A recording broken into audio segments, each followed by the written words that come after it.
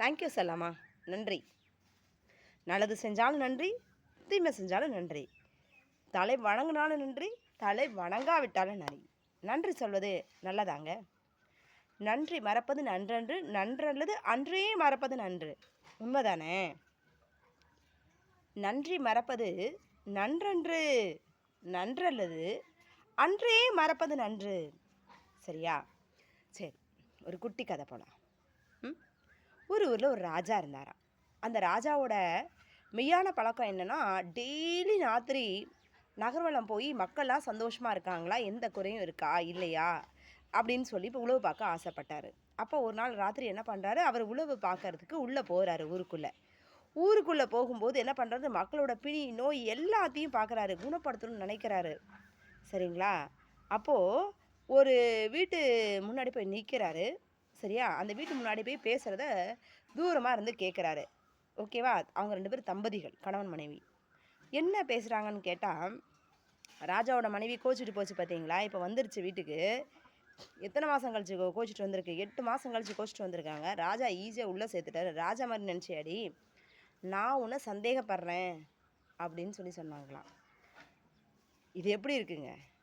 நல்ல விஷயங்கள்லாம் மறந்துட்டு, ராஜா செய்த நன்மைகள்லாம் மறந்துட்டு, அவரோட பர்சனலாக அவருக்கு என்ன ப்ராப்ளம் இருந்ததோ இல்லை என்ன பிரச்சனைகள் இருந்ததோ, ஆனால் அந்த விஷயத்தை பேசி இவ்வளோ தவறான கண்ணோட்டத்தில் இன்றைக்கி எத்தனை பேர் இருக்கிறாங்க. நன்றி உணர்வை மறந்து என்ன நடக்குதுன்னு கூட தெரியாது.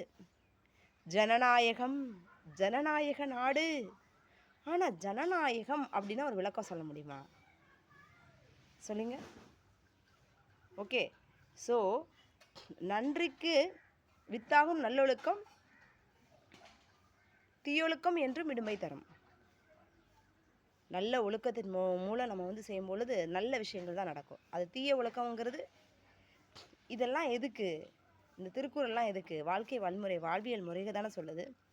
எத்தனை பேர் ஃபாலோ பண்ணுறோம்? சரியா? நன்றி உணர்வுங்கிறது நாய் பாருங்கள், வாழாட்டும். ஒரு வேளை சாப்பாடு கொடுத்தா நன்றி உணர்வோடு மனுஷனை மதக்காமல் நன்றி உணர்வோடு வாழாட்டும். கண்ணுக்கு எதிராக இருந்து உங்களை தப்புன்னு சொல்கிறான் பாருங்கள், அவனை நம்புங்கங்க.